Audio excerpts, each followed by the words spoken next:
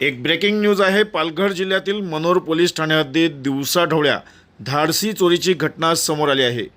वाडा तालुक्यातील नाणेसांगे येथील डॉक्टर राहुल पाटील यांची ही कार फोडून अज्ञात चोरट्याने सुमारे 22,000 रुपयांची रोकड लंपास केली। डॉक्टर पाटील मस्तान नाका परिसरात साहित्य खरेदीसाठी गेले असताना चोरट्याने आधी गाडीचा टायर फोडला आणि नंतर काच फोडून गाडीत प्रवेश केला। ही घटना दुपारी वर्दळीच्या वेळेस घडल्याने परिसरात भीतीचे वातावरण पसरले आहे। घटनेची माहिती मिळताच मनोर पोलीस घटनास्थळी दाखल झाले व सीसीटीव्हीच्या आधारे तपास सुरू केला आहे। नागरिकांनी पोलीस गस्त वाढवण्याची मागणी केली असून त्याचबरोबर वाहनधारकांना सतर्क राहण्याचे आवाहन देखील करण्यात आले आहे।